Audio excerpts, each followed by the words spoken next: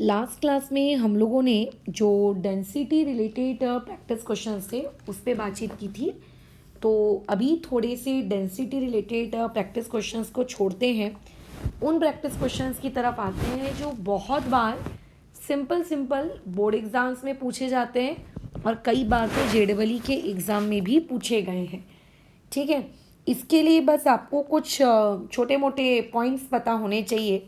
जैसे कि छोटे मोटे पॉइंट्स में आपको ये पता होना चाहिए कि जो कॉर्नर एटम होता है, ठीक है, जो कॉर्नर एटम होता है वो कॉर्नर एटम का जो कंट्रीब्यूशन होता है वो होता है 1/8। जो फेस एटम होता है उस फेस एटम का कंट्रीब्यूशन होता है 1/2। जो बॉडी के सेंटर पे रहने वाला एटम होता है उस बॉडी के सेंटर पे रहने वाले एटम का कंट्रीब्यूशन कितना होता है, दैट इज़ 1। ये बेसिक्स है, ये आपको पता होना चाहिए। ठीक है, अच्छा, अब ये चीज़ मुझे कैसे पता, मुझे यार कोई रट्टा मार के हम बैठे हैं क्या, तो नहीं। जब हम लोगों ने ऑलरेडी सॉलिड स्टेट्स के बेसिक्स हम लोग जब पढ़ रहे थे, जब पूरा थ्योरी वाला पार्ट हम कर रहे थे, तो उस दौरान हमने ये सारी चीज़ें निकाली हैं विथ रीजंस, हमने इनको डिराइव भी किया है, तो हमको ये पता है। अच्छा, इसमें एक बात और मैं लिख देती हूँ, जो एटम्स एज के सेंटर में मौजूद होते हैं उनका कंट्रीब्यूशन होता है कितना, 1/4। ख़त्म। ठीक है, उनका कंट्रीब्यूशन कितना होता है, 1/4। ये चीज़ें चार जो ऐसी हैं जो आपको पता होनी चाहिए, सबसे इम्पॉर्टेंट है। दूसरी कंडीशन जो आपको पता होनी चाहिए, अगर कोई एटम टेट्राहेड्रल वॉइड में रहता है। अब what do you mean by the term tetrahedral void and what do you mean by the term octahedral void, I had already taught you, मैं आपको ऑलरेडी ये चीज़ सिखा चुकी हूँ। हाँ, मैंने अभी ये नहीं सिखाया है कि लोकेशन क्या होती है टेट्राहेड्रल और ऑक्टाहेड्रल वॉइड की और उनके बीच में और क्या क्या रिलेशनशिप, क्या क्या फॉर्मूलेज हम डिराइव कर सकते हैं, ये मैंने नहीं बताया है। बट बेसिक ऑक्टाहेड्रल क्या होता है वॉइड का और टेट्राहेड्रल वॉइड क्या होता है, ये चीज़ आपको बताई है। तो ऑक्टाहेड्रल वॉइड का कंट्रीब्यूशन जो होगा वो आप याद रखिए कि 1/2 होता है, जिस तरीके से फेस सेंटर्ड वाले का होता है, और टेट्राहेड्रल वॉइड वाले का कंट्रीब्यूशन कितना होता है, 1/8। So this is the contribution chart that you have to keep in mind while solving the solid state problems। अगर आप इस पर्टिकुलर कंसेप्ट को ध्यान में नहीं रखेंगे, इसको बिना ध्यान में रखे आगे बढ़ेंगे, तो सॉलिड स्टेट के जो न्यूमेरिकल्स हैं वो नहीं बनने वाले। So you have to keep it in mind. बहुत ही अच्छे से डिटेल में इस चीज़ को अपने छोटे से ब्रेन के अंदर स्टोर करके रखोगे। चलो क्वेश्चंस की तरफ मूव करते हैं। जैसे कि क्वेश्चन नंबर लेट से 1 ये हम लोगों की आंखों के सामने आया। क्वेश्चन नंबर 1 में ये बोल रहा है, मैं एक स्टेटमेंट वाला क्वेश्चन आपको लिखकर दिखाती हूँ ताकि आपको पता होना चाहिए कि अच्छा अगर इस टाइप के क्वेश्चन आएंगे तो इन टाइप के क्वेश्चंस की लैंग्वेज किस तरीके की रहेगी। ठीक है, अदरवाइज डायरेक्ट लिखवा दूंगी तो समझ में नहीं आएगा कि लैंग्वेज क्या रहने वाली है, हमें कैसे पता चलेगा कौन से टाइप का है। अच्छा, अब उसके बाद पढ़ लो, क्वेश्चन पढ़ लो तुम।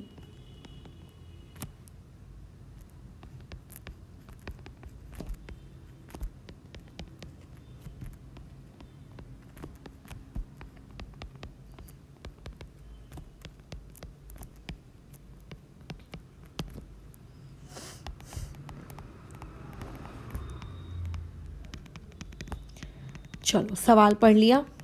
ठीक है, अब आपको ये कह रहा है कि कोई तो एक क्यूबिक सॉलिड है, उस पर्टिकुलर क्यूबिक सॉलिड में टोटल 3 प्रकार के एटम्स पाए जाते हैं। एक होता है एटम ए, दूसरा होता है एटम बी और तीसरा होता है एटम सी। ऐसा है, तो जो एटम ए है उसके बारे में वो क्या जानकारी दे रहा है कि atom A CCP structure form कर रहा है, ये उसने बताया है। CCP का मतलब आपको पता होना चाहिए FCC ही है बेसिकली, तो उसमें अपना ज़्यादा दिमाग मतलब खर्च मत करो, बस उतना याद रखो। अच्छा, एटम बी के बारे में क्या बात कर रहा है कि एटम बी जो है वो टेट्राहाइड्रल वॉइड्स में मौजूद है ना। लेकिन क्या सारे टेट्राहाइड्रल वॉइड्स में एटम बी मौजूद है क्या, नहीं। उसने बोला है कि उस पर्टिकुलर सॉलिड के अंदर जितने भी टेट्राहाइड्रल वॉइड्स होंगे उन जितने भी टेट्राहाइड्रल वॉइड्स में से सिर्फ 1/4 टेट्राहाइड्रल वॉइड्स ही बी ऑक्यूपाई कर रहा है, बाकी टेट्राहाइड्रल वॉइड्स खाली पड़े हुए हैं।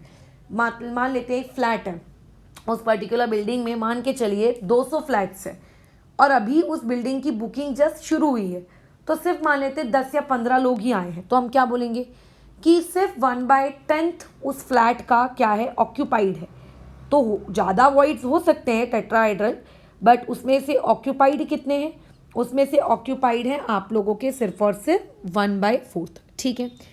एटम सी के बारे में भी इंफॉर्मेशन दे रहा है।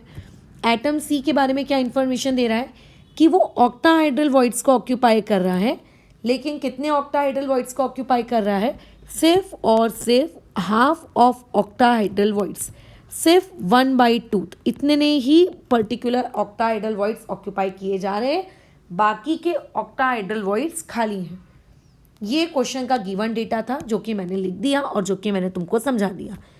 अभी सबसे पहले इस टाइप के क्वेश्चन जिसमें आपको एम्पिरिकल फॉर्मूला वगैरह ढूंढना पड़ता है, आपको पहले तो ये पता होना चाहिए कि क्रिस्टल कौन से टाइप का है, मतलब सिंपल क्यूबिक है, बॉडी सेंटर्ड है, फेस सेंटर्ड है, एंड सेंटर्ड है, हेक्सागोनल है, कौन है, आपको ये पता होना चाहिए। तो क्वेश्चन में यहाँ पे आपको जो भी क्रिस्टल दिया है उस क्रिस्टल के बारे में जानकारी दी है कि वो सीसीपी स्ट्रक्चर रखता है। सीसीपी का मतलब होता है एफसीसी स्ट्रक्चर, और अगर एफसीसी स्ट्रक्चर है यानी कि उसका z बराबर कितना है, 4। अभी इस स्टेज में मैं ये एक्सपेक्ट कर सकती हूँ एक स्टूडेंट से कि उसको z बराबर 4 कैसे आया ये उसको पता हो। ठीक है, अच्छा ये आपको पता होना चाहिए। अगर आपको ये चीज़ नहीं पता है कि अच्छा z बराबर 4 कैसे आया, that is very heartbreaking, वो बहुत ही गलत है। खैर, अब अगर कोई तुमसे ये पूछेगा कि उस पर्टिकुलर क्रिस्टल के अंदर बताइए नंबर ऑफ ऑक्टाहाइड्रल वॉइड्स कितने हैं, मतलब total number of octahedral voids कितने हैं। ठीक है, जैसे मैं पूछूंगी कि एक घर में कितने कमरे हैं, तो ये उसी तरीके की बातचीत है। मैं ये पूछना चाह रही हूँ कि उस पर्टिकुलर घर में कितने ऑक्टाहाइड्रल वॉइड्स हैं, मैं ये पूछना चाह रही हूँ। तो ऑक्टाहाइड्रल वॉइड्स निकालना कोई बहुत बड़ी चीज़ नहीं होती है। आप उस पर्टिकुलर क्रिस्टल का z निकाल लो, जितने उसका z होता है उतने ही उसके पास ऑक्टाहाइड्रल वॉइड्स होते हैं। ठीक है, जितना उसका z होता है उसके पास उतने ही ऑक्टाहाइड्रल वॉइड्स होते हैं। और अगर कोई तुमसे ये पूछेगा कि नंबर ऑफ टेट्राहाइड्रल वॉइड्स कितने हैं, आप वो कैलकुलेट करो, तो आपको कुछ नहीं करना होता है, 2 टाइम्स ऑफ z कर देना चाहिए। जितने आपके पास z है उसका आप डबल कर दो, उतने आपके पास क्या होंगे, टेट्राहाइड्रल वॉइड्स। इवन ये चीज़ तो पूरी दुनिया को पता है कि ऑक्टाहाइड्रल वॉइड्स और टेट्राहाइड्रल वॉइड्स के बीच का रिलेशनशिप, कि ऑक्टाहाइड्रल वॉइड्स का ट्वाइस कर देते हैं तो हमको किसकी क्वांटिटी मिल जाती है, टेट्राहाइड्रल वॉइड्स की क्वांटिटी मिल जाती है। खैर, ये मुझे पता चल गया। अच्छा, अब क्या बोल रहा है क्वेश्चन में कि जो ए है, जो एटम ए है वो क्या कर रहा है, वो एटम ए सीसीपी को फॉलो कर रहा है। एटम ए किसको फॉलो कर रहा है, सीसीपी को। ठीक है, यानी कि एटम ए के पास जेड की वैल्यू कितनी होगी, एटम ए के पास z की वैल्यू होगी 4। एटम बी के बारे में क्या कह रहा है कि वो एटम बी जो है वो ऑक्टाहाइड्रल वॉइड्स को फॉलो कर रहा है, बट सारे के सारे ऑक्टाहाइड्रल वॉइड्स नहीं, हाँ, जितने भी ऑक्टाहाइड्रल वॉइड्स होते हैं उन ऑक्टाहाइड्रल वॉइड्स का सिर्फ और सिर्फ 1/4। ठीक है, अच्छा मैंने उल्टा बोल दिया क्या, सॉरी, टेट्राहाइड्रल वॉइड्स। बी किसको फॉलो कर रहा है, टेट्राहाइड्रल वॉइड्स को फॉलो कर रहा है। जितने भी टेट्राहाइड्रल वॉइड्स होते हैं उनका 1/4। अभी जितने भी, मतलब हमारे क्वेश्चन में टेट्राहाइड्रल वॉइड्स कितने हैं, मैंने अभी ऊपर कैलकुलेशन करके बताया 8, तो उसका 1/4 है ना, उसका 1/4, तो मतलब 1/4 किसका, टेट्राहाइड्रल का, दैट इज 2। तो बी के लिए z की वैल्यू कितनी आ रही है, बी के लिए z की वैल्यू आ रही है 2। सी के बारे में क्या बोल रहा है, सी कह रहा है कि 1 मतलब हाफ किसका ऑक्यूपाई किया जा रहा है, ऑक्टाहाइड्रल वॉइड का। हाफ किसका ऑक्यूपाई किया जा रहा है, ऑक्टाहाइड्रल वॉइड का। तो ऐसे में हाफ वैसे का वैसी, ऑक्टाहाइड्रल वॉइड्स हमारे पास कितने हैं, 4। तो हमारे पास यहाँ से सी की वैल्यू, सी के लिए z की वैल्यू भी कितनी आ गई है, 2। अब आपसे इंपेरिकल फॉर्मूला पूछ रहा है EF, मैं शॉर्ट फॉर्म में EF लिख रही हूँ, बट तुमको पूरा ही वर्ड लिखना है वहाँ पे, इंपेरिकल फॉर्मूला। तो यहाँ पे तुम्हारे पास इंपेरिकल फॉर्मूला क्या आ गया, A के लिए z की वैल्यू कितनी है बताओ, A के लिए z की वैल्यू है 4, तो A के नीचे लिखेंगे 4। B के लिए z की वैल्यू कितनी है 2, तो B के नीचे लिखेंगे 2। अच्छा, C के लिए z की वैल्यू कितनी है 2, तो उसके लिए नीचे लिखेंगे 2। इसको ना सिंप्लीफाई करेंगे, सिंप्लीफाई मतलब जब आप छोटे बच्चे थे, जब आपने पहली बार केमिस्ट्री में फॉर्मूला बनाना 9th या 8th या 10th क्लास में जब आपने सीखा था, तब आपके टीचर्स ने सिखाया होगा कि अगर किसी पर्टिकुलर फॉर्मूले में कुछ आपको कटता हुआ अगर दिख रहा है तो आप उसे काटें, और उसके बाद जो सिंपलेस्ट फॉर्मूला आएगा उसको बेसिकली आप एम्पेरिकल फॉर्मूला कहेंगे। तो यहाँ पे ए, बी और सी तीनों में कॉमनली क्या कट रहा है? अच्छा, कॉमनली कटना चाहिए, ऐसा नहीं है कि ए और बी में कैंसिलेशन हो रही है बट सी में अलाउड नहीं है। तो ए में कितना आ जाएगा? यहाँ पे ए में कितना आ जाना है? ए के पास आ जाना है 2 और बी और सी वैसे के वैसे, मतलब इनडायरेक्टली क्या हुआ, 2 से हमने उस पूरी इक्वेशन को क्या कर दिया है? डिवाइड कर दिया है। ठीक है, तो ये उस पर्टिकुलर क्वेश्चन का एम्पेरिकल फॉर्मूला है। इस टाइप के सवाल बहुत बार JEE के एग्जाम में पूछे जा चुके हैं कि बताइए ये टेट्राहाइड्रल वॉइड का 2/3 ऑक्यूपाई कर रहा है, ये उतना ऑक्यूपाई कर रहा है, फलाना ऑक्यूपाई कर रहा है, तो आप हमें बताइए करके कि उस पर्टिकुलर स्पीशीज़ का फॉर्मूला बताओ क्या होगा। कई बार ये क्वेश्चन पूछा जा चुका है। ठीक है, तो इस टाइप के क्वेश्चन बहुत ही आसान होते हैं, इनमें कुछ भी करने लायक नहीं होता है। हाँ, जेड के बारे में आपको इन्फॉर्मेशन पता होनी चाहिए कि किसका जेड कितना है, ऑक्टाहाइड्रल वॉइड्स की कैलकुलेशंस कैसे करते हैं, टेट्राहाइड्रल वॉइड्स की कैलकुलेशन कैसे करते हैं। अगर ये सब पता है तो इस क्वेश्चन में कभी कोई नहीं अटकता। इवन सॉलिड स्टेट में हर स्टूडेंट का फेवरेट टॉपिक यही होता है, फॉर्मूला डिराइव करना। क्यों? क्योंकि इसमें कुछ भी दिमाग लगाने लायक चीज़ नहीं है, तो फट फट फट कैलकुलेशंस करो और जल्दी जल्दी जल्दी जल्दी क्या कर दो, जवाब दे दो। ठीक है, ये उस तरीके का काम होता है। खैर, एक और क्वेश्चन करते हैं इससे रिलेटेड। देखो, अब एक वो बातचीत कैसा कर रहा है कि आपके पास एक कंपाउंड है, मैं पूरा क्वेश्चन नहीं लिख रही हूँ, शॉर्ट कर रही हूँ क्वेश्चन को। कंपाउंड 2 एलिमेंट से बना है, उसने कहा एक एलिमेंट M से बना है और कहा कि एक बार एलिमेंट N से बना है। N जो है वो ये कह रहा है कि CCP पैटर्न को फॉलो कर रहा है। ठीक है, और M के बारे में उसने ये कहा कि वो 1/3 ऑफ टेट्राहाइड्रल वॉइड्स को वो ऑक्यूपाई कर रहा है। और क्वेश्चन अगेन वही है, एम्पिरिकल फॉर्मूला बताइए कितना होगा, ये आपका क्वेश्चन है। क्या ये सवाल कठिन है? क्या ये सवाल तुम नहीं बना सकते? बिल्कुल बना सकते हो। कैसे? सोचो, आपके पास एक कंपाउंड है जो N जिसका CCP फॉर्म कर रहा है। अगर N CCP फॉर्म कर रहा है तो CCP के बारे में इतना आपको पता होना चाहिए कि CCP is nothing but it is FCC, है ना। CCP और कोई नहीं बल्कि वो आपकी FCC है, और FCC के लिए Z बराबर कितना होता है? 4 होता है, राइट। अच्छा, अगर किसी के लिए Z की वैल्यू 4 है और अगर मैं पूछूं कि टेट्राहाइड्रल वॉइड्स फिर कितने होंगे वहाँ पर, तो टेट्राहाइड्रल वॉइड्स हमेशा ट्वाइस ऑफ होते हैं Z के, मतलब उसके पास टेट्राहाइड्रल वॉइड्स होंगे 8, राइट। अच्छा, चलो अब आगे आते हैं। अब हम लोग बातचीत करते हैं N की। तो N के लिए Z कितना आएगा? क्योंकि N एक CCP फॉर्म कर रहा है तो N के लिए जो Z आएगा वो Z कितना होगा? That would be 4। क्योंकि जो M है वो M क्या कर रहा है? वो 2/3 ऑक्यूपाई कर रहा है। 2/3 की 1/3, सॉरी 1/3 ऑक्यूपाई कर रहा है। किसका 1/3 ऑक्यूपाई कर रहा है? वो आपके टेट्राहाइड्रल वॉइड का। टेट्राहाइड्रल वॉइड यानी कि कितना? 8। तो यानी कि यहाँ से Z की वैल्यू कितनी आती है? 8/3 आती है। तो अब अगर कोई तुमसे पूछेगा कि एम्पेरिकल फॉर्मूला क्या है तो क्या जवाब दोगे? M के पास लिख दो 8/3 और N के पास लिख दो 4। बट कभी तुमने इस तरीके से फ्रैक्शन में फॉर्मूला लिखते हुए देखा है क्या? अच्छा नहीं लगता ना। तो फ्रैक्शन में फॉर्मूला ना लिखें, नॉर्मल तरीके से फॉर्मूला लिखें, ये कैसे पॉसिबल है? आप पूरी राइट साइड को 3 से मल्टीप्लाई कर दो।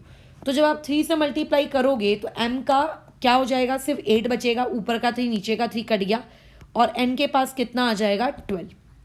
क्या मैं इसको और सिंप्लीफाई कर सकती हूँ? बिल्कुल सिंप्लीफाई कर सकते हो। आप इसको 4 के टेबल से डिवाइड कर दो। तो 4 के टेबल से डिवाइड करेंगे तो M के पास 2 आ जाएगा और N के पास 3 आ जाएगा। So formula will be M2N3। ठीक है, तो इस टाइप के सवाल आते हैं जो हो सकता है कल को 1/3 ऑक्टाहाइड्रल वॉइड्स बोल देता, कुछ भी बोल देते हैं, कुछ भी बोल देते हैं। तो वो कुछ भी के अकॉर्डिंग क्वेश्चन चेंज होता जाता है और हम लोगों को उसके रिगार्डिंग एम्पेरिकल फॉर्मूले पूछे जाते रहते हैं। ठीक है, ओके। अब देखो, क्वेश्चन इस तरीके से कहा जा रहा है कि एक पर्टिकुलर आप लोगों के पास क्यूबिक सिस्टम है। ये क्यूबिक सिस्टम CCP को फॉलो कर रहा है। ठीक है, ये क्यूबिक सिस्टम किसको फॉलो कर रहा है? CCP। सीसीपी मतलब closed packed structure, cubic closed packed structure. तो आपको अभी तक पता चल जाना चाहिए कि CCP is nothing but your own favourite FCC. ठीक है। अच्छा, अब इसमें जो सीसीपी है इसके यहाँ पे टोटल 3 पार्ट्स हो रहे हैं। यहाँ पे सीसीपी के कितने पार्ट्स हो रहे हैं? टोटल 3 पार्ट्स हो रहे हैं। सीसीपी के जो 3 पार्ट्स हो रहे हैं उसमें से एक है O2 नेगेटिव, बराबर O2 नेगेटिव। O2 नेगेटिव के बारे में वो ये कह रहा है, ठीक है, O2 नेगेटिव उसका है। उसके अलावा उसके पास है एक X3 पॉजिटिव और उसके बाद उसके पास एक है Y2 पॉजिटिव। जैसे ऊपर वाले क्वेश्चन में आपको दिया था ना कि एक M है एक N है, तो इस बार यहाँ पे टोटल 3 चीज़ें हैं और टोटल तीनों चीज़ों के बारे में आपको नाम वगैरह दिया है।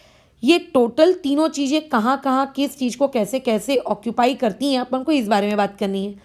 क्वेश्चन वाला ऐसा कह रहा है कि ये जो Y2 पॉजिटिव है ना, ये Y2 पॉजिटिव क्या करता है, जितने भी टेट्राहाइड्रल वॉइड्स हैं उनका 1/8 ऑक्यूपाई कर लेता है। ऐसा क्वेश्चन वाला कह रहा है, मैं नहीं कह रही हूँ, ऐसा कौन कह रहा है? क्वेश्चन वाला।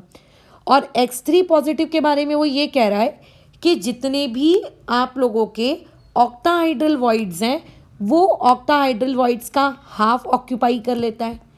और O2 नेगेटिव के बारे में वो ये कह रहा है, ठीक है, O2 negative O2 negative O2 negative के बारे में कोई क्या कहेगा कि O2 नेगेटिव सीसीपी को फॉलो कर रहा है। ठीक है, अब आप बताइए एम्पिरिकल फॉर्मूला क्या होगा। ये रहा क्वेश्चन। तो बहुत ही आसान चीज़ है, इसमें कोई भी कठिनाई नहीं है। बताओ क्या करेंगे। अगर O2 नेगेटिव, पहली बात तो जो आपका क्यूबिक सिस्टम है वो सिस्टम खुद कौन सा नियम फॉलो कर रहा है, वो एफसीसी को फॉलो कर रहा है। सीसीपी मतलब एफसीसी। तो देयरफॉर जेड की वैल्यू कितनी आ जाएगी? 4। देयरफॉर वहाँ पे टेट्राहाइड्रल वॉइड्स की वैल्यू कितनी आएगी? 8। देयरफॉर ऑक्टाहाइड्रल वॉइड्स की वैल्यू कितनी आएगी? 4। Done, okay. अब क्वेश्चन वाला ये कह रहा है कि O2 नेगेटिव किसको फॉलो कर रहा है? सीसीपी को। और जो चीज़ें सीसीपी को फॉलो करती हैं उसका जेड कितना होता है? 4। क्वेश्चन वाला ये कह रहा है कि जो X3 पॉजिटिव है वो X3 पॉजिटिव हाफ ऑफ क्या? हाफ ऑफ पढ़ो, ऑक्टाहाइड्रल वॉइड्स को ऑक्यूपाई करेगा। अब हाफ ऑफ ऑक्टाहाइड्रल वॉइड्स मतलब ऑक्टाहाइड्रल वॉइड 4 है, उसका हाफ कर दोगे तो 2 है ना। और जो Y की पावर आपको कितना दिया हुआ है? 2 पॉजिटिव। इसके बारे में क्या कह रहा है कि वो 1/8 टेट्राहाइड्रल वॉइड्स को फॉलो करेगा। टेट्राहाइड्रल वॉइड्स कितने हैं? 8। और उसका भी 1/8 निकाल लोगे तो उसकी Z की वैल्यू कितनी आ जाएगी? उसके लिए Z की वैल्यू आ जानी है कितनी आप लोगों की? 1। तो इस तरीके से हमने अलग अलग लोगों के लिए Z की वैल्यू निकाल ली।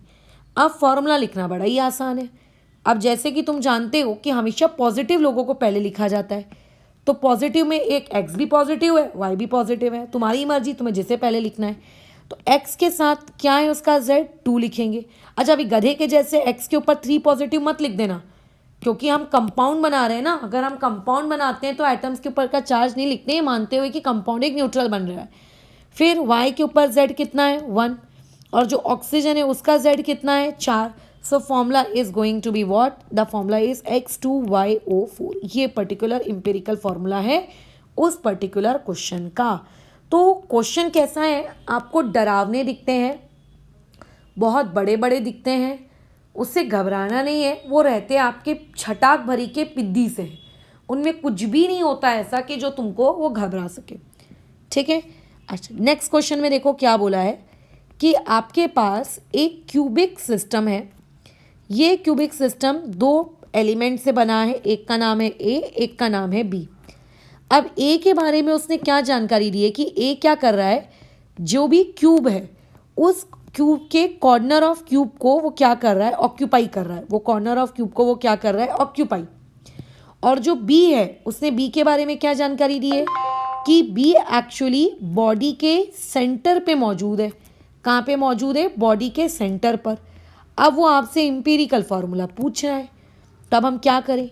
तो बहुत ही आसान सी चीज़ है, इसमें अगेन कोई कठिनाई वाली चीज़ नहीं है। देखो, अब मैंने क्लास की स्टार्टिंग में ही तुमको रिवाइज करवा दिया था कि कॉर्नर वाली चीज़ का कितना कंट्रीब्यूशन होता है, बॉडी के सेंटर वाली चीज़ का कितना कंट्रीब्यूशन होता है, और थोड़ा बहुत ज्ञान तुम्हें प्रीवियस क्लासेस का होना चाहिए, जो हमने जितना भी इंट्रोडक्शन गया, ठीक है, उसके हिसाब से। अब देखो टोटल कितने कॉर्नर्स होते हैं क्यूब में, 8 कॉर्नर्स होते हैं। हर कॉर्नर का कंट्रीब्यूशन कितना होता है, हर कॉर्नर का कंट्रीब्यूशन होता है 1/8। सो ओवरऑल ए के लिए z कितना आया, 1 आया। ये सारी बातचीत मैं जब सॉलिड स्टेट पढ़ा रही थी उस सॉलिड स्टेट के इंट्रो में भी सिखा चुकी हूँ कि कैसे कॉर्नर वालों के लिए z बराबर 1 आता है, बट जिन लोगों को याद नहीं है उनके लिए वापस बताया। Otherwise I would have written direct, मैं डायरेक्ट भी लिख सकती थी। अच्छा, बी वाले लोग कहाँ पे मौजूद हैं, बी वाले लोग बॉडी के सेंटर पे मौजूद हुए। किसी भी बॉडी के कितने सेंटर होते हैं, ऑब्वियसली सेंटर तो एक ही होगा। अच्छा, और उसका कंट्रीब्यूशन भी कितना होता है, 1। सो बेसिकली वी की भी वैल्यू क्या आई, 1 आई।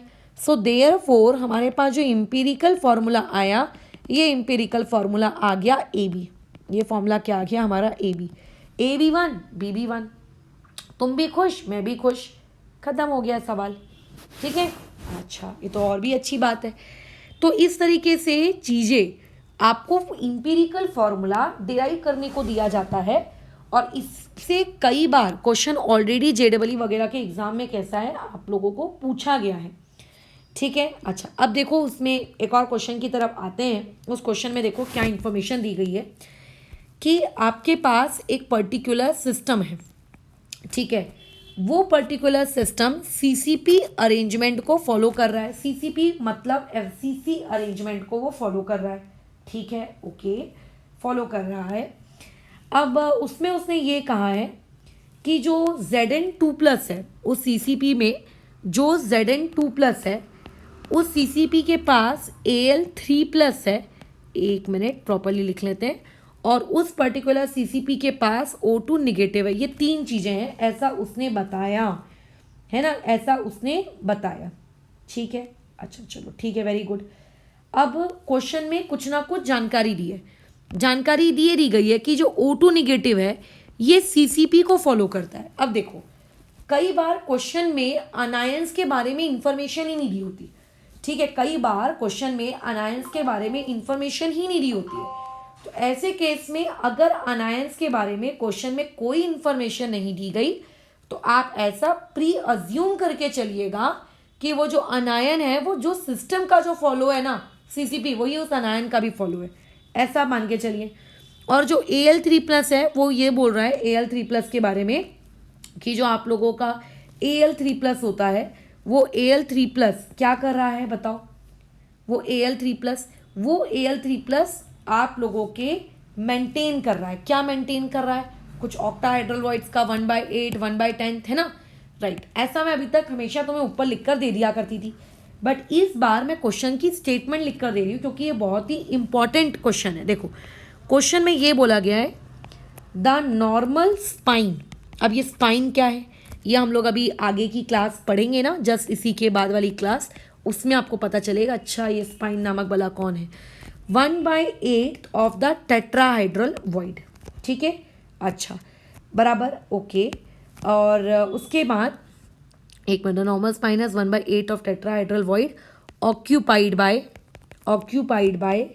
one type of metal ion, one type of metal ion, ठीक है, metal ion, and 1/2 of octahedral void occupied by other metal ion।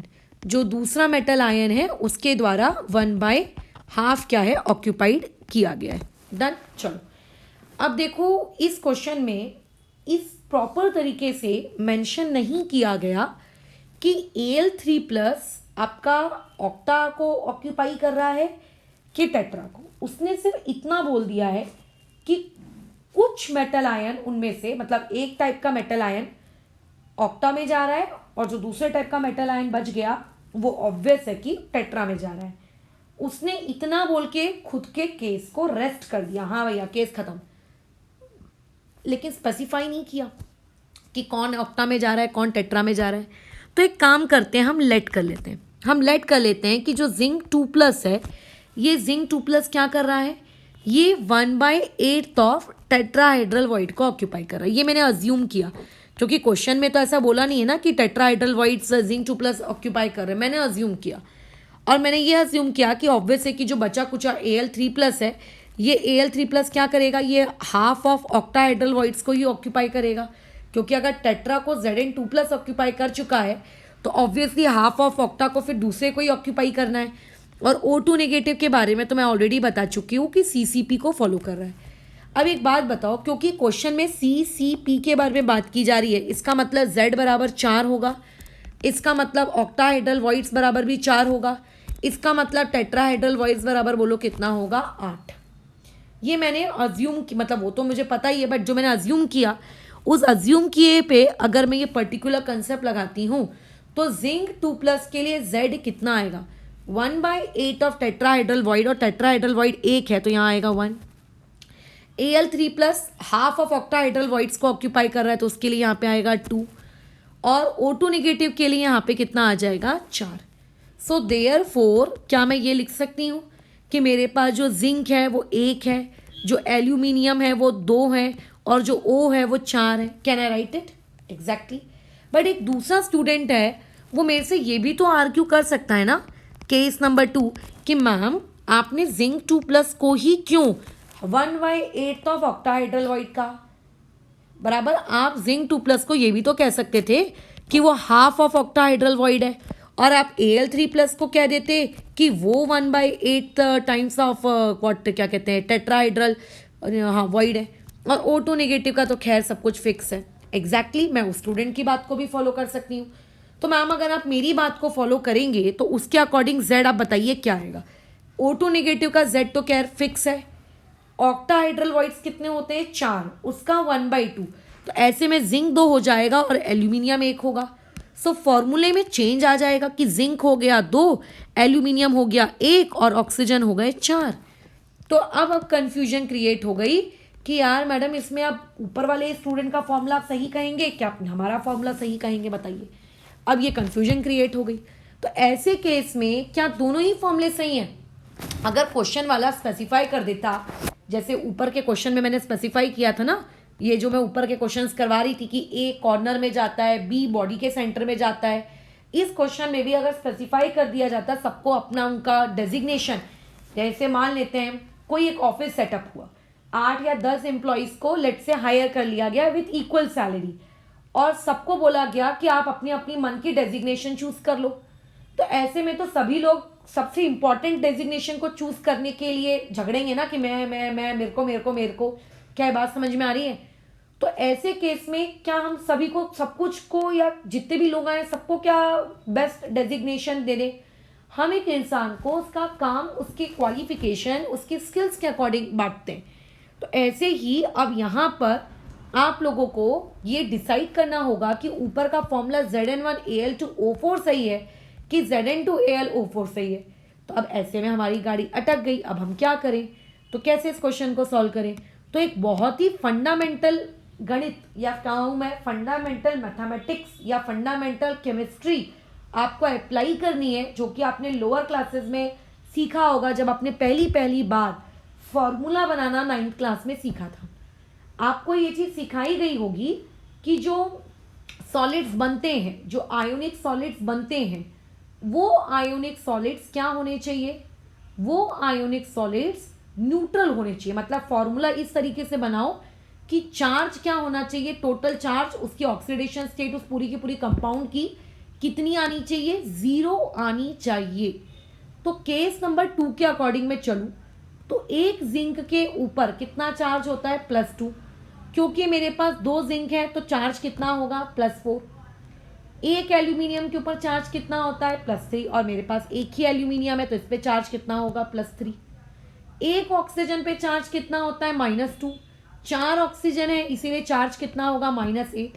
तो एक बात बताओ कि इस फॉर्मूले के अकॉर्डिंग अगर मैं नेट चार्ज कैलकुलेट करूं तो तुम्हें नहीं लगता मेरा नेट चार्ज -1 आया है? बिल्कुल।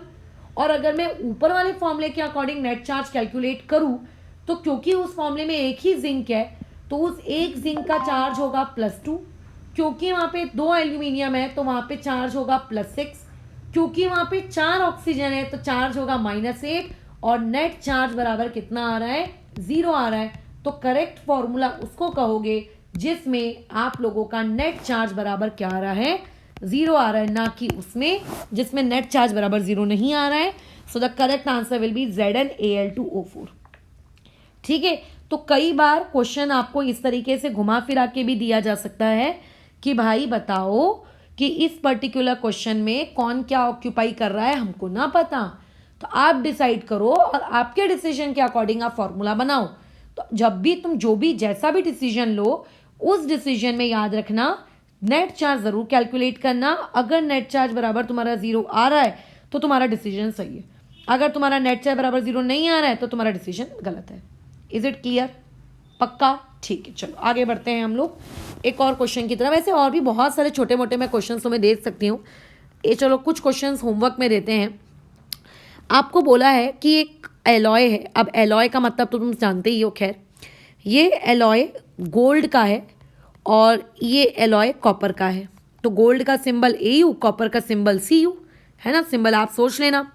बोल रहा है कि gold atom corners of cube इसको ऑक्यूपाई कर रहे हैं, और क्वेश्चन वाला ये कह रहा है कि जो कॉपर एटम्स हैं है ना, वो सेंटर ऑफ ईच फेस वो इसको ऑक्यूपाई कर रहे हैं। ठीक है, अच्छा तो ऐसे केस में आप बताइए कि इंपीरिकल फॉर्मूला क्या होगा। आपको चार ऑप्शन दिए हैं, AuCu, दूसरा ऑप्शन दिया है AuCu3, तीसरा ऑप्शन दिया है AuCu2 और आपको चौथा ऑप्शन दिया है नन। ठीक है, ये तुम्हारा होमवर्क प्रॉब्लम है।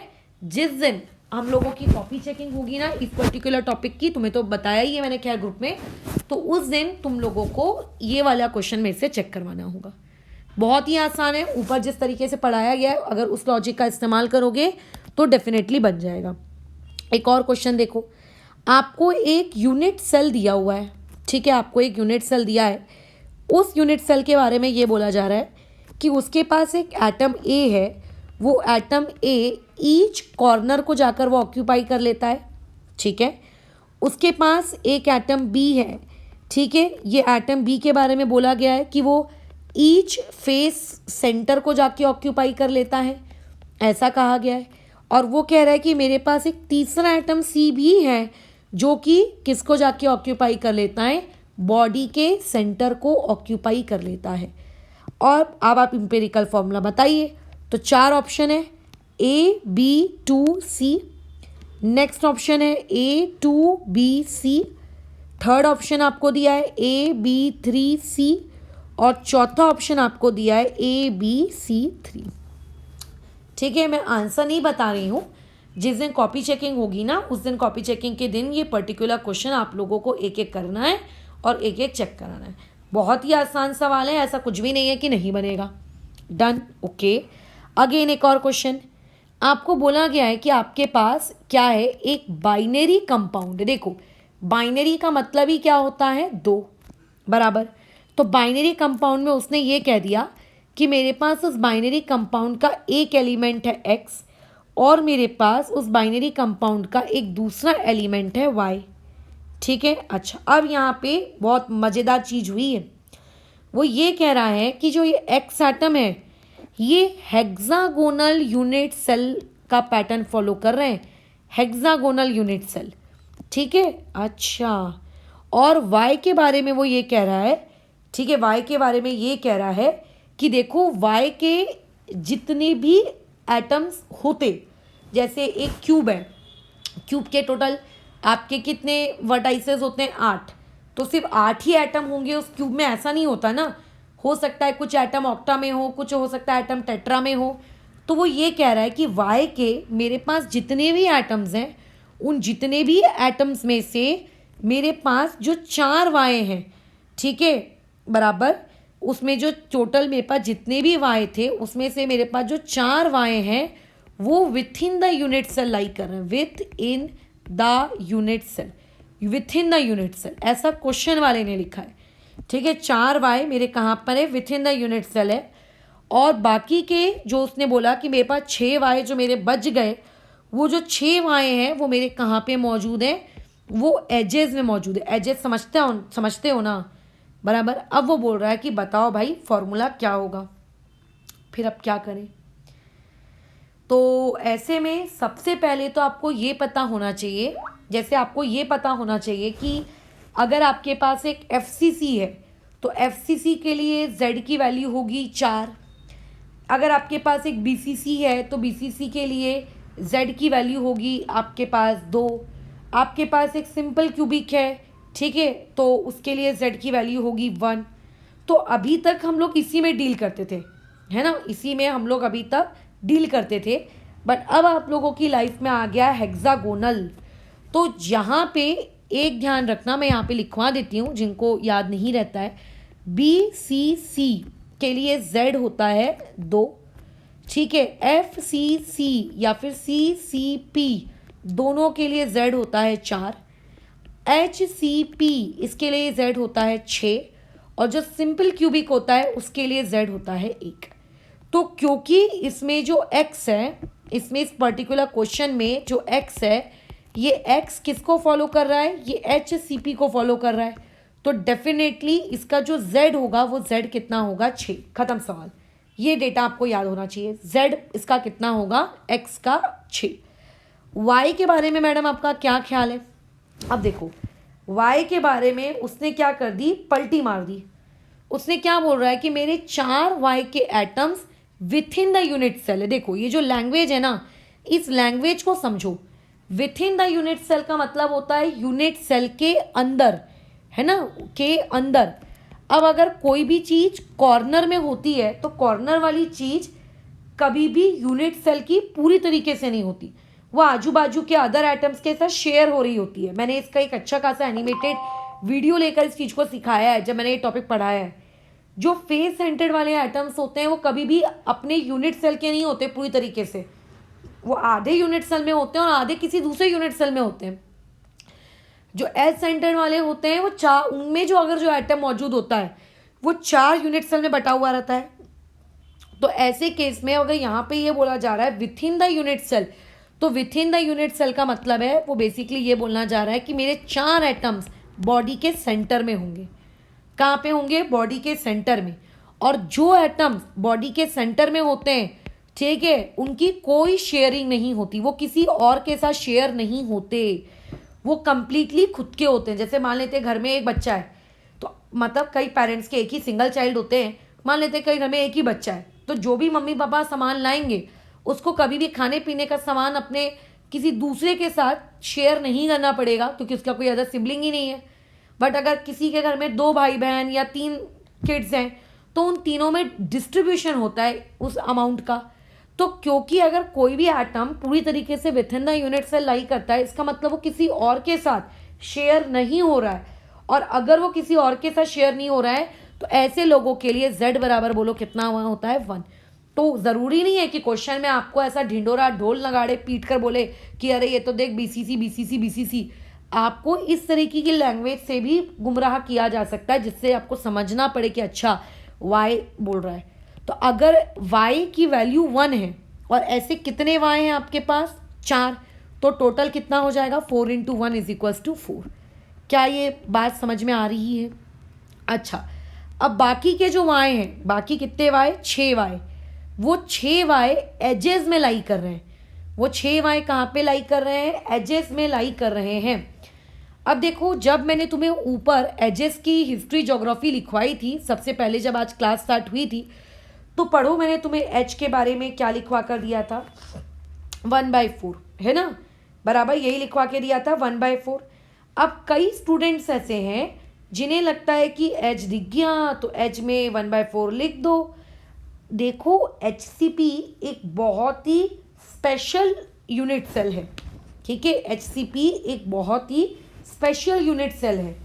तो अगर मैं HCP के बारे में बात करूँ, ये जो एच मैंने आपको बताई है कि ये 1/4 आएगा, ये क्यूबिक के लिए मैंने बताई है, क्यूबिक के लिए, ठीक है। ये मैंने किसके लिए बताई है, क्यूबिक के लिए बताई है, ठीक है, मैंने किसके लिए बताई है, क्यूबिक के लिए। ये जो मैंने कॉर्नर के बारे में बात की है कि कॉर्नर एटम 1/8 शेयर करता है, ये मैंने क्यूबिक के लिए बताया है, क्यूबिक के लिए। अगर आपका क्रिस्टल स्ट्रक्चर क्यूबिक हुआ तो, ठीक है, अगर क्यूबिक हुआ तो बराबर, तो मैंने बताया है। लेकिन अगर मान लेते हैं आपके पास कॉर्नर एटम है लेकिन वो कॉर्नर एटम आपके हेक्सागोनल का है, तो उसके लिए कंट्रीब्यूशन 1/8 नहीं होता, उसके लिए कंट्रीब्यूशन होता है 1/6। कैसे होता है इसका मैं तुम्हें आगे की क्लासेस में बताऊंगी, बट ये तुम्हें याद रखना है। अगर मान लेते हैं हम लोग एज की बात कर रहे हैं, ठीक है, और एज किसका, HCP वाला एज की बात की जा रही है, तो HCP का जो एज होता है उसके लिए कंट्रीब्यूशन होता है 1/3, ना कि 1/4। ठीक है। अगर मैं इसकी बात करूँ बॉडी सेंटर की, तो बॉडी सेंटर चाहे HCP का हो चाहे आपके नॉर्मल क्यूबिक का हो, वो हमेशा 1 होता है, क्योंकि बॉडी सेंटर का तो मतलब ही यही होता है, बोलो क्या, कि कभी भी हम किसी और के साथ शेयर नहीं होंगे, है ना, उसका तो मतलब ही यही होता है, राइट। तो ऐसे केस में अब यहाँ पे क्या बोल रहा है कि जो बचे हुए 6 वाई हैं, वो 6 वाई कहाँ पर है बताओ, वो एजेस में है। वो 6 वाई बताओ कहाँ पर है, एजेस में है। वो 6 वाई कहाँ पर है, एजेस में है। तो ऐसे केस में अगर वो 6 वाई एजेस में है तो उनका कंट्रीब्यूशन कितना होता है, एज वालों का, एज वालों का कंट्रीब्यूशन होता है 1/3। ठीक है, एज वालों का कंट्रीब्यूशन कितना होता है 1/3, यानी कि ये कितना आएगा 2। तो अगर मैं y की टोटल वैल्यू आपसे पूछूं कि y की टोटल वैल्यू कितनी आई, तो y की टोटल वैल्यू आ गई 6। सो अगर मैं फॉर्मूला लिखूं तो x के साथ भी लिखूंगी 6, y के साथ भी लिखूंगी 6। तो इसको सिंप्लीफाइड वर्जन में क्या लिखा जा सकता है, 6 से पूरा डिवाइड करके x y। ठीक है, क्या लिखा जा सकता है इसके बारे में, x और y। डन। ठीक है, तो ज़रूरी नहीं है कि क्वेश्चन आपको हमेशा जानकारी देकर फॉर्मूला पूछे, इसका रिवर्स भी किया जा सकता है कि आपको फॉर्मूला दे दे, ठीक है, आपको एक फॉर्मूला दे दे और आपको पूछे कि जानकारी बताइए कौन सी सही है। चलो मैं बताती हूँ मैं क्या बोलना चाह रही हूँ तुमसे। मैंने कहा कि मेरे पास एक कंपाउंड है, ठीक है, उस कंपाउंड का इम्पीरिकल फॉर्मूला इस बार आपको ढूंढना नहीं है, बल्कि इस बार आपको इम्पीरिकल फॉर्मूला दे दिया है। इम्पीरिकल फॉर्मूला देने के बाद वो आपसे ये कह रहा है कि इस फॉर्मूले में जो O2 निगेटिव होगा ऑक्साइड, ये CCP के पैटर्न को फॉलो करेगा। ठीक है, अच्छा, अब आपसे ये बोल रहा जा रहा है कि जो A2 पॉजिटिव होंगे ये ऑक्टाहाइड्रल वॉइड्स को ऑक्यूपाई करेंगे, है ना, और उसके बाद ये जो B3 पॉजिटिव होंगे, इसके बारे में सुनो कितनी विचित्र चीज़ बताई गई है। इसके बारे में लिख कर दिया है आपको कि are distributed equally between tetrahedral voids and octahedral voids. अब वो तुमसे क्वेश्चन में ये पूछना चाह रहा है कि बताइए कि आपके पास जो कंपाउंड दिया गया है उस पर्टिकुलर कंपाउंड में टेट्राहेड्रल वॉइड और ऑक्टाहेड्रल वॉइड का क्या परसेंटेज रहेगा। ठीक है, जैसे हमेशा क्या होता था, अपन Z निकाल लेते थे, Z की मदद से फॉर्मूला बना लेते थे, इस बार फॉर्मूला वगैरह सब दिया है और आपको ये पूछ रहा है कि बताओ ऑक्टाहाइड्रल वॉइड का कितना परसेंट है और टेट्राहाइड्रल वॉइड का कितना परसेंट है। ये रहे तुम्हारे ऑप्शंस। ठीक है, पहले मैं तुम्हारे सामने ऑप्शंस लिख देती हूँ, फिर इस टाइप के क्वेश्चन को कैसे करेंगे इस पर भी हम लोग क्या कर लेते हैं, बातचीत कर लेते हैं। ठीक है,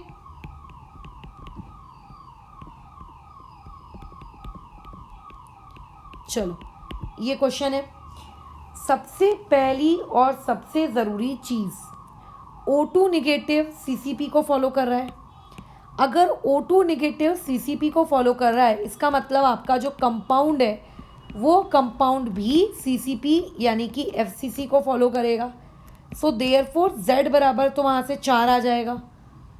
अच्छा, Z बराबर अगर 4 आ गया मतलब ऑक्टाहाइड्रल वॉइड्स भी 4 होंगे और देयरफॉर टेट्राहाइड्रल वॉइड्स कितने होंगे, 8 होंगे। इसमें तो कोई डाउट नहीं है। ठीक है, क्वेश्चन में क्या बोल रहा है कि जो A2 पॉजिटिव है ये ऑक्टाहाइड्रल वॉइड्स को ऑक्यूपाई कर रहे हैं। हर बार क्वेश्चन क्या बोला जाता था, 1/8 ऑक्टाहाइड्रल वॉइड, है ना, ऐसा बोला जाता था, बराबर ऐसा बोलते थे ना कि 1/8 ऑक्टाहाइड्रल वॉइड्स ऑक्यूपाई हुआ है। ठीक है, अच्छा, आपसे वो ये बोलता था कि 2/3 ऑक्टाहाइड्रल या टेट्राहाइड्रल वॉइड्स ऑक्यूपाई हुआ है। इस बार कुछ भी नहीं बोला है, इस बार सिर्फ इतना बोल दिया है A2 positive ion occupy octahedral void, सिर्फ इतनू सा स्टेटमेंट, सिर्फ इतनू सा स्टेटमेंट कि हाँ भाई देख इतने ऑक्टाहेड्रल वॉइड्स आपका A2 पॉजिटिव आयन ऑक्यूपाई करेगा, कितने करेगा वो नहीं बताया। अच्छा तो ऐसा मत समझ लेना मैडम 4 ऑक्टाहेड्रल वॉइड्स है, चारों के चारों ऑक्यूपाई हो जाएंगे, ऐसा पॉसिबल ही नहीं है। क्यों? क्योंकि B2 पॉजिटिव के बारे में क्या इन्फॉर्मेशन दी हुई है, B3 पॉजिटिव के बारे में क्या इन्फॉर्मेशन दी है कि B3 पॉजिटिव टेट्राहाइड्रल वॉइड्स और ऑक्टाहाइड्रल वॉइड्स के बीच में बराबर बटा है। जितना ऑक्टाहाइड्रल वॉइड्स के पास गया है उतना ही वो टेट्राहाइड्रल वॉइड के पास भी गया है। मतलब ऑक्टाहाइड्रल वॉइड जो है, ये जो ऑक्टाहाइड्रल वॉइड्स हैं, इन ऑक्टाहाइड्रल वॉइड्स के पास A2 पॉजिटिव भी आ रहा है और इन ऑक्टाहाइड्रल वॉइड्स के पास B3 पॉजिटिव भी आ रहा है।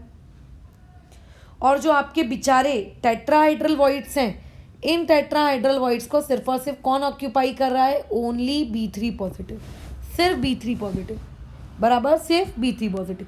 लेकिन सच दैट ऑक्यूपाई कर रहे हैं कि दोनों तरफ इनकी क्वांटिटी बोलो कैसी है? इक्वल है। दोनों तरफ इनकी क्वांटिटी बोलो कैसी है? इक्वल है।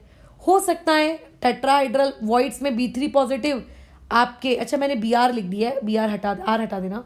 हो सकता है टेट्राहाइड्रल वॉइड्स में B 2 हो और ऑक्टाहाइड्रल वॉइड्स में भी B 2 हो सकता है टेट्राहाइड्रल वॉइड्स में B 3 हो सकता है ऑक्टाहाइड्रल वॉइड्स में भी 3 हो। मुझे नहीं पता कि एग्जैक्टली कितना है, तो मैं लेट कर लेती हूँ, लेट कि ये B3 पॉजिटिव टेट्राहाइड्रल वॉइड्स में 1 है। ठीक है, अगर टेट्राहाइड्रल वॉइड्स में वो 1 है तो ऑक्टाहाइड्रल वॉइड में भी वो 1 ही होगा, क्योंकि डिस्ट्रीब्यूशन तो इक्वल हुआ है ना।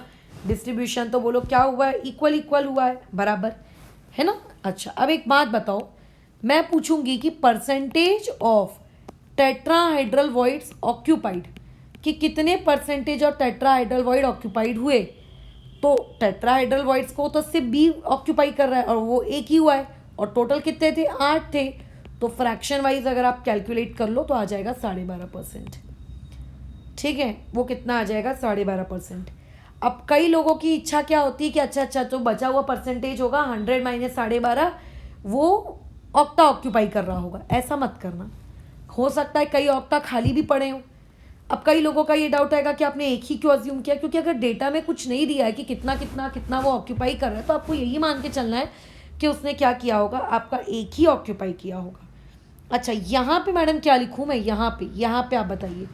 तो कोई जानकारी नहीं दी है कि कितना ऑक्यूपाई कर रहा है, बस बोला है कि ऑक्यूपाई कर रहा है, तो आप इसको भी 1 ही लेकर चलेंगे। सो इनडायरेक्टली अगर कोई percentage of octahedral void occupied बोलेगा तो ऑक्टाहाइड्रल की 2 साइड्स ऑक्यूपाई हुई हैं, एक A2 पॉजिटिव ने की है और दूसरी आपके B3 पॉजिटिव ने की है, और टोटल थी कितनी? टोटल 4 थी। तो बेसिकली ये कितना ऑक्यूपाइड हुआ है? ये आपका 50% ऑक्यूपाइड हुआ है। ठीक है, इस तरीके के तुमको सवाल पूछे जा सकते हैं। ये उन लोगों के प्यारे प्यारे सवाल होते हैं जो कि टॉपिक देखो बहुत ही प्यारा है, इसमें ऐसा कुछ भी नहीं है कि ये नहीं बन सकता। ठीक है, अच्छा एक डायग्राम बेस्ड सवाल है, वो डायग्राम बेस्ड सवाल पे भी बातचीत कर लेते हैं। जैसे कि मान के चलो आपने एक बड़ा ही सुंदर सा प्यारा सा एक क्यूब बना लिया। 2 मिनट बना लेने दो मुझको।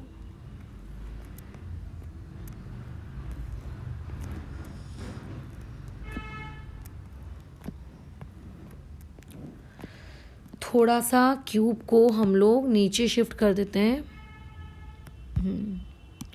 इसके साथ ये 4 और P भी उठकर आ गए।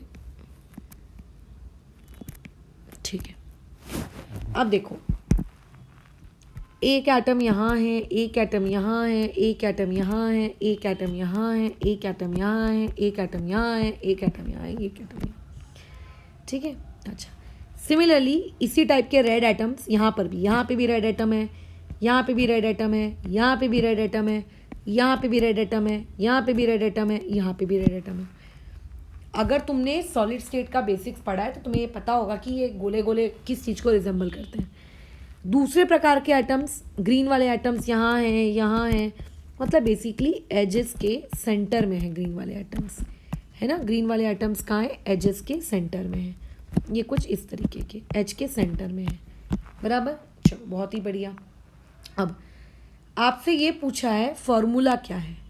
आप रेड वालों को अपना कैपिटल A मान लो और जो ग्रीन वाले हैं इन ग्रीन वालों को आप कैपिटल बी मान लो और बताओ भैया कि फॉर्मूला क्या है। तो रेड वाले आप ये बताइए कि मौजूद कहाँ कहाँ है। रेड वाले देखो सारी कॉर्नर्स में है, 8 कॉर्नर्स होती हैं टोटल और 8 कॉर्नर्स में।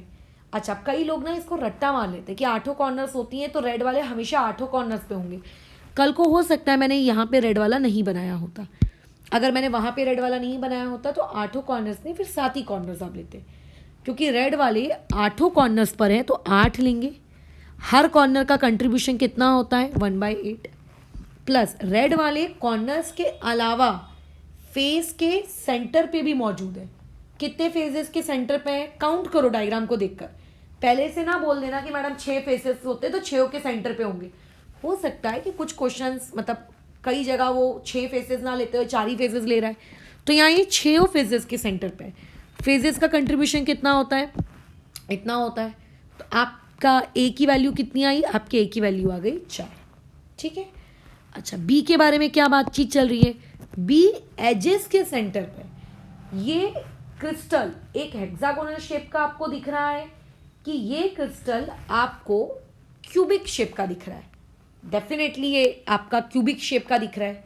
मैंने क्लास की स्टार्टिंग में ही बताया था अगर कभी भी कोई भी एटम या यूनिट सेल क्यूबिक शेप का दिखता है और एटम अगर उसके एजेस में मौजूद हो तो वो कितना कंट्रीब्यूशन देता है, वो 1/4 कंट्रीब्यूशन देता है। वो ग्रीन कलर के टोटल कितने एटम्स दिख रहे हैं 12, तो 12 into 1/4 that is equal to what 3। तो यहाँ पे बी कितने हैं आपके पास 3 है। So therefore formula is going to be A4B3। ये आपका फॉर्मूला है। खत्म सवाल। ठीक है, एक मिनट लेट मी चेक मैंने कहीं कोई गलती तो नहीं कर दी। 4 8 9 10 11 12 ओके, ठीक है बराबर है। ये मेरा फॉर्मूला है, डन। तो जो भी क्वेश्चन में आपको पूछा जाए या जो भी डायग्राम आपको दिया जाए उस डायग्राम के अकॉर्डिंग आपको क्या करना होता है, क्वेश्चन को सॉल्व करना होता है। ठीक है, कोई ऐसा फॉर्मूला बेस्ड नहीं होता है कि फॉर्मूला है इसको रट लो और रटने के बाद आप आंसर अटेम्प्ट कर लेना। एक और क्वेश्चन होमवर्क में आपको एक कंपाउंड दिया गया है। इस कंपाउंड में 2 टाइप के एलिमेंट्स हैं, एक ए और एक है आपका बी। ठीक है, जो बी एटम्स हैं वो कॉर्नर को ऑक्यूपाई कर रहे हैं। अब देखो अगर आपको ये मेंशन नहीं किया गया है कि वो हेक्सागोनल है कि वो क्यूबिक है तो आप ये अज्यूम करके चलोगे कि क्वेश्चन आपका क्यूबिक है। ठीक है, और ये भी नहीं बताया गया है कि मैडम 8 कॉर्नर की 6 कॉर्नर की 5 कॉर्नर, तो पूरा 100% ऑक्यूपाइड है, आपको यही मान के चलना है। ठीक है। अच्छा, लेकिन देखो ए के बारे में उसने बहुत ही अच्छी चीज़ कही कि उसने ये बोला कि ए एटम्स आर प्रेजेंट। ठीक है, प्रेजेंट के आगे देखो, प्रेजेंट एट द सेंटर, ठीक है, ऑफ ईच ऑल्टरनेट फेस। देखो यहाँ पे उसने गुलाटी मार दी। वैसे टोटल क्यूबिक में कितने फेजेस होते हैं 6, है ना। तो वो ये कह रहा है कि सारे के सारे 6 फेजेस ऑक्यूपाई नहीं है, ऑल्टरनेट फेजेस ऑक्यूपाई हैं। तो अगर 6 में से मैं ऑल्टरनेट फेजेस की बात करूं तो इनडायरेक्टली सिर्फ और सिर्फ कितने फेजेस ऑक्यूपाइड है, आपके ए एटम से सिर्फ 3 फेजेस ऑक्यूपाइड है, बाकी के 3 अनऑक्यूपाइड है। ठीक है, तो बाकी के 3 कैसे हैं, अनऑक्यूपाइड। तो जो ऑक्यूपाइड है आपको जेड उसी के अकॉर्डिंग निकालना है। फेज का कंट्रीब्यूशन कितना होता है 1/2, और कितने लोग हैं फेजेस में, सिर्फ 3 ही लोग हैं, बाकी तो 3 खाली है। तो बी के लिए जेड की वैल्यू आ गई 3/2। अच्छा, जो सॉरी ए के लिए, नॉट बी के लिए। और जो बी एटम है वो तो कॉर्नर पर है, और कॉर्नर को लेकर उसने ऐसा कुछ नहीं बोला, है ना, ऐसा कुछ उसने नहीं बोला कि यहाँ करके कॉर्नर वाले इतने होंगे, कॉर्नर वाले इतने नहीं होंगे, ऐसा कुछ नहीं बोला। कॉर्नर का कंट्रीब्यूशन 1/8 होता है और सारे के सारे कॉर्नर वाले ऑक्यूपाइड है, यानी कि 1। ठीक है, यानी कि 1 बराबर। ठीक है, यानी कि 1। अच्छा ठीक है, तो यहाँ से जेड ए कितना आया 3/2, ए का जेड कितना आया 3/2 और बी का कितना आया 1। So formula is going to be A3B2। ये आपका फॉर्मूला बनकर आ जाएगा। ठीक है, तो कैसा है क्वेश्चन में आपको ये पढ़कर समझना होगा उसकी लैंग्वेज को, कि उस लैंग्वेज में वो किसको ऑक्यूपाइड बोल रहा है, किसको वो अनऑक्यूपाइड बोल रहा है, कौन सा किसका कितना कंट्रीब्यूशन है, क्यूबिक है कि हेक्सागोनल है। अगर क्यूबिक है तो अच्छी बात है। अगर नहीं दिया है तो आप क्यूबिक ही मानकर चलेंगे, अगर दिया है तो आप हेक्सागोनल के अकॉर्डिंग से क्वेश्चन सॉल्व करेंगे, अगर दिया है तो। नहीं दिया है तो फिर क्यूबिक मानो, क्यूबिक के अकॉर्डिंग क्वेश्चन सॉल्व कर डालो। बढ़िया। तो ये हम लोगों का बेसिकली पैटर्न था काम करने का, जिसमें हमने इस पे बातचीत कर ली कि अच्छा कौन हुआ, कैसे हुआ, कितना हुआ। ठीक है। तो ऑल्टरनेट वर्ड जो बोला जाए उस ऑल्टरनेट वर्ड की थोड़ी सी इज्जत रखना। कई बार ऑल्टरनेट वर्ड ना बोलकर डायरेक्ट आपको इन्फॉर्मेशन दे देता है कि इतने ऑक्यूपाइड हैं, इतने अनऑक्यूपाइड हैं, बात खत्म, आगे बढ़ो। ठीक है। रुको एक आधी क्वेश्चन में और देख लेती हूँ, कुछ कराया जा सकता है क्या।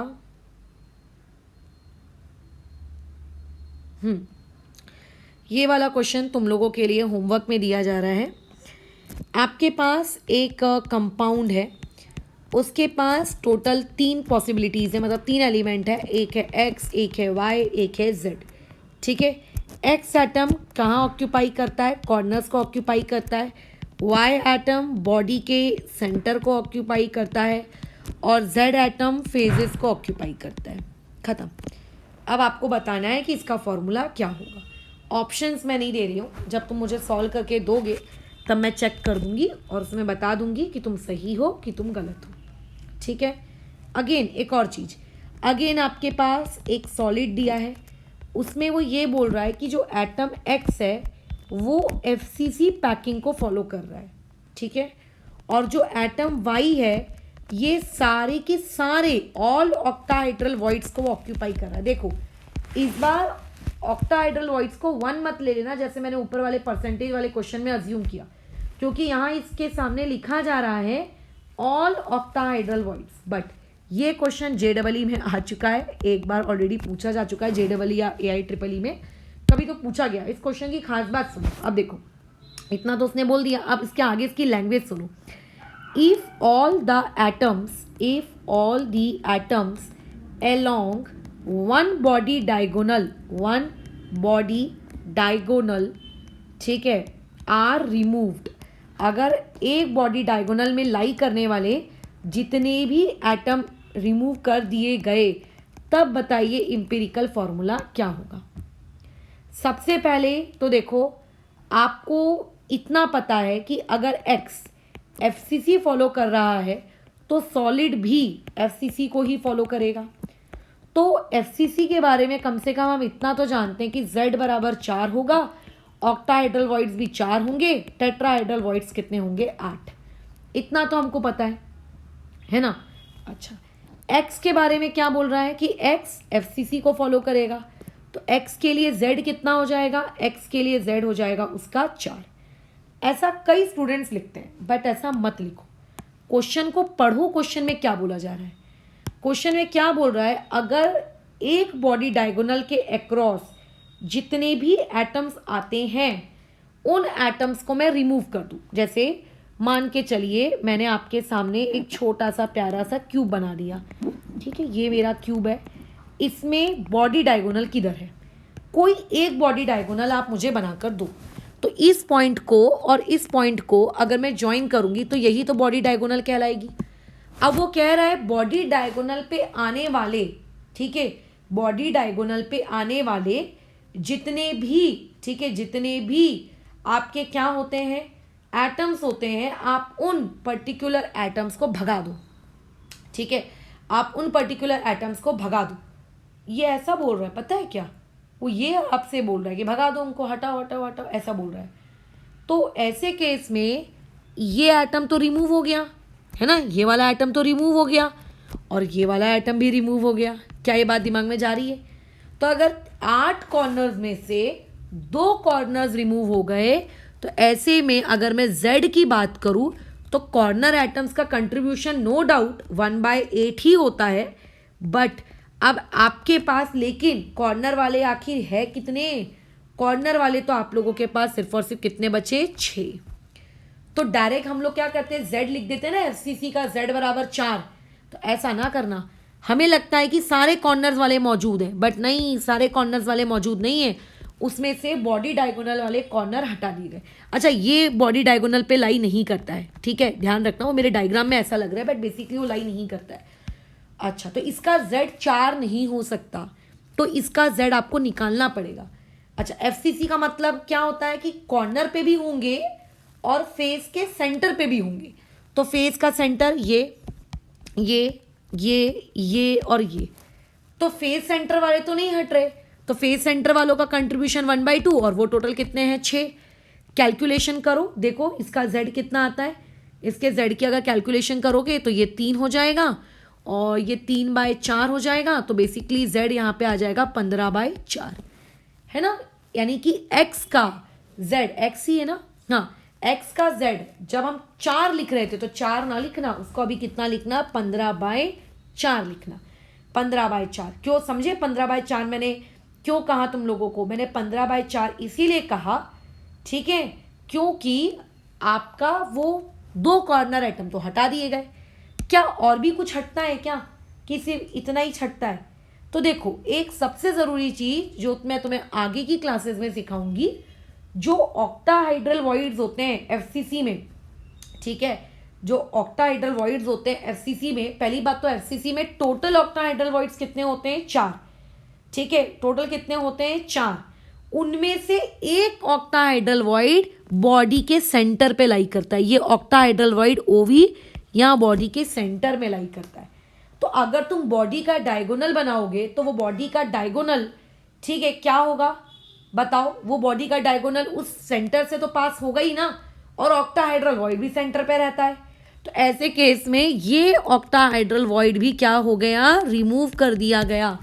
यानी कि आपको ऐसा लग रहा था कि टोटल ऑक्टाहाइड्रल वॉइड्स हमारे पास 4 हैं, बट रियलिटी में आपके पास ऑक्टाहाइड्रल वॉइड सिर्फ और सिर्फ कितने हैं, 3 ही हैं, क्योंकि एक तो रिमूव हो गया बॉडी डायगोनल वाला।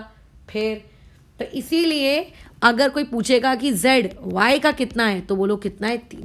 तो अगर मैं फॉर्मूला बनाऊं तो फॉर्मूला विल बी 15/4 y3। पूरी इक्वेशन को 4 से मल्टीप्लाई कर देते हैं, x 15 हो जाएगा, y 12 हो जाएगा, 3 से डिवाइड कर देते हैं, 3 5 ज़ा 15 और 3 4 ज़ा 12। सो x 5 y 4। इस टाइप का क्वेश्चन ऑलरेडी AIEEE या फिर JEE में पूछा जा चुका है। ज़रूरी नहीं है, मेरे को एग्जैक्टली तो याद नहीं है कि एक बॉडी डायगोनल को हटाया गया था कि 2 बॉडी डायगोनल को हटाया गया था या किसको हटाया गया था, बट इस टाइप का क्वेश्चन ऑलरेडी पूछा जा चुका है। तो जब क्वेश्चन में इस तरीके की लैंग्वेज आ जाए कि किसी को हटाया गया है, तो प्लीज़ बी केयरफुल, उन हटाने वालों के बाद आपको नया z कैलकुलेट करना होगा। ऐसा रट मत लेना कि एफसीसी दिया है क्वेश्चन में तो ज़रूर यहाँ पे z बराबर 4 लिख देंगे। भैया किसी को रिमूव कर दिया है या कभी ऐड कर दिया है तो उसके अकॉर्डिंग z वापस निकालो। इसके लिए ज़रूरी है कि z निकालना आना चाहिए। और z कैसे निकालते हैं, ये इंट्रोडक्टरी क्लासेस में जो मैंने पहले सॉलिड स्टेट पढ़ाया था उसमें ये चीज़ सिखाई है, ठीक है, ओके, ठीक है। अब देखो, आपसे बोला जा रहा है अगेन कि आपके पास एक मेटल का मिक्स्ड ऑक्साइड है। मेटल का मिक्स्ड ऑक्साइड का मतलब ये है कि मेटल्स वहाँ पे एक नहीं होंगे, 2 होंगे या 3 भी हो सकते हैं। ऑक्साइड है मतलब O2 नेगेटिव तो गारंटीडली है, एक A2 पॉजिटिव है और एक B3 पॉजिटिव है, ये बोल रहा है, ठीक है। अच्छा, B3 पॉजिटिव के बारे में वो ये कह रहा है कि ये हाफ ऑफ ऑक्टाहाइड्रल वॉइड्स को ऑक्यूपाई करेगा, और A2 पॉजिटिव के बारे में वो ये कह रहा है कि वो 1/8 टेट्राहाइड्रल वॉइड्स को ऑक्यूपाई करेंगे। O2 नेगेटिव के बारे में यार कुछ नहीं कहा। अब मतलब कुछ तो बताना चाहिए था ना O2 नेगेटिव के बारे में, ठीक है। उसके बारे में तो उन्होंने चू तक नहीं बोली भैया, कुछ भी नहीं बोला, कुछ भी नहीं बोला, नो इन्फॉर्मेशन। जैसे अभी तक कैसा होता था कि आपको कुछ ना कुछ दिया होता था कि वो CCP स्ट्रक्चर को फॉलो कर रहा है, BCC स्ट्रक्चर को फॉलो कर रहा है, HCP स्ट्रक्चर को फॉलो कर रहा है। तो ऐसे में मैं आपको क्या कहती थी हर बार कि जो स्ट्रक्चर होता है वही सेम अनायन भी फॉलो करता है। बट इस बार तो स्ट्रक्चर के बारे में कुछ बोला ही नहीं है, अनायन को के बारे में फिर हम क्या करें, फॉर्मूला तो बिना अनायन के नहीं आ सकता। तो अब क्या करें, अटक गई हमारी गाड़ी, है ना, हमारी गाड़ी तो अटक गई। तो ऐसे केस में अब अगर अनायन के बारे में हमको नहीं पता, हमें अगर Z के बारे में ही नहीं पता, तो मैं ये ऑक्टाहाइड्रल वॉइड्स क्या लूँ, TV क्या लूँ, मुझे कुछ आइडिया नहीं है। तो एक काम करो, हम यहाँ पे लेट करते हैं, लेट मैं ऐसा लेट करती हूँ कि मेरे पास 100 O2 निगेटिव हैं, और जितने भी O2 निगेटिव होते हैं बेसिकली उसी को तो हम Z कहते हैं। अगर O2 निगेटिव 4 होते हैं तो हम Z भी हमारा 4 ही होता है। हमने 100 O2 निगेटिव अज्यूम किए, तो देयरफॉर यहाँ से Z O2 निगेटिव का कितना आ गया 100। अगर कोई मुझसे Z B3 पॉजिटिव का पूछेगा तो ध्यान रखना, मैंने अभी अभी क्लास स्टार्ट हुई थी तो बताया था कि जितना Z होता है उतना ही ऑक्टाहाइड्रल वॉइड होता है। तो ऑक्टाहाइड्रल वॉइड्स कितने हो जाएंगे आपके पास 50। और अगर मैं पूछूंगी आप लोगों के पास A2 पॉजिटिव कितना है, तो वो 1/8 टेट्राहाइड्रल वॉइड्स का 1/8 है, और टेट्राहाइड्रल वॉइड Z का डबल हो जाता है। ठीक है, 200/8, तो कितना आ जाएगा यहाँ पे 200/8, 8 1 8, 8 2 16, कैरी 4, तो 8 5 40 ये आएगा। यानी कि अगर मैं बात करूँ A मेरे पास 25 है, B मेरे पास 50 है, Z मेरे पास 100 है। तो अगर मैं इसका सिंप्लीफाइड वर्जन लिखूं तो AB2Z4 ये बनेगा। 25 से मैंने डिवाइड कर दिया। सो दिस इज फॉर्मूला। तो अगर कल को अगर आपको O2 निगेटिव के बारे में कोई इंफॉर्मेशन नहीं है, डोंट वरी, आप क्या करो, जो इंफॉर्मेशन क्रिस्टल की है, मतलब क्रिस्टल अगर FCC को फॉलो कर रहा है तो O2 निगेटिव भी FCC को फॉलो करेगा। तो आप O2 नेगेटिव को FCC कह दो, BCC कह दो। बट अगर क्रिस्टल स्ट्रक्चर के बारे में भी कुछ इंफॉर्मेशन नहीं है, पूरी तरीके से डब्बा गुल, तो इस तरीके से आप कोई भी नंबर अज्यूम कर लो कि अनायन लेट से इतनी क्वांटिटी में है। अनायन को ही अज्यूम करना, ध्यान रखना, ठीक है, अनायन को ही आपको अज्यूम करना है और किसी को अज्यूम मत कर लेना। ठीक है, आप अनायन को अज्यूम कर लो और आपको आपका आंसर मिल जाएगा। अगर तुम कोई दूसरा नंबर लेते ना तो भी तुम्हारा यही आंसर आना था, तुम चेक कर सकते हो। ठीक है, तो इस तरीके से काम किया जाता है। ठीक है, ये तरीका होता है काम करने का। अच्छा, एक और क्वेश्चन तुम लोगों के लिए प्यारा सा होमवर्क में आ रहा है। बोला जा रहा है कि एक सॉल्ट है, ठीक है, उस सॉल्ट के पास दो चीज़ें हैं, सॉरी 3 चीज़ें हैं। एक है La मतलब लैंथेनम, दूसरा है मैंगनीज यानी कि Mn, और एक है उसके पास ऑक्साइड। ठीक है, अच्छा बढ़िया है। Mn के बारे में इंफॉर्मेशन दे रहा है ईच कॉर्नर। अब देखो उसने ये नहीं बताया कि क्यूबिक की हेक्सागोनल, तो आप अज्यूम करके चलिए कि क्यूबिक ही है, बराबर, ओके। लैंथेनम के बारे में बोल रहा है कि वो कहाँ पे होगा, वो बॉडी के सेंटर पे होगा, उसने ये इंफॉर्मेशन दे दी। ठीक है, अच्छा ऑक्साइड के बारे में बताओ। ऑक्साइड के बारे में कोई इंफॉर्मेशन नहीं, कुछ नहीं। अब क्या करें इसके बारे में, तो आपके लिए होमवर्क है। अब इस टाइप का क्वेश्चन अगर आ जाए तो किस तरीके से उस क्वेश्चन से निकल के आओगे बाहर, ये तुमको अपना छोटा सा प्यारा सा ब्रेन लगाना है और आगे बढ़ना है। ठीक है, डन। तो इसी तरीके के क्वेश्चन इस पर्टिकुलर टॉपिक से आते हैं, पूछे जाते हैं। कई बार बोल दिया जाता है इसको हटा दिया, उसको हटा दिया, ये बना, वो बना, फलाना बना, ढिमका बना, तो उसके अकॉर्डिंग क्वेश्चन चेंज होगा और आपको हर बार कैसा है कुछ ना कुछ जानकारी दी हुई होगी। ठीक है, तो फिलहाल तो मैं इतने ही क्वेश्चन दे रही हूँ तुमको होमवर्क के लिए। परसों के दिन या जब भी मैंने तुम्हें कॉपी चेकिंग का डे बताया है, जिस भी दिन हम कॉपी चेकिंग करेंगे हम और क्वेश्चंस करेंगे, बल्कि मैं स्ट्रक्चर वाले क्वेश्चंस दूंगी कि ऐसे स्ट्रक्चर बने हुए हैं और स्ट्रक्चर्स के अकॉर्डिंग आप डिड्यूस कर करके बताइए कि फॉर्मूला क्या होगा क्या नहीं होगा। ठीक है, तो ये क्वेश्चन सब चेक करवाने ही करवाने हैं। उस दिन कुछ और क्वेश्चंस मेरी तरफ से मिलेंगे, वो भी आपको चेक कराना है। फिलहाल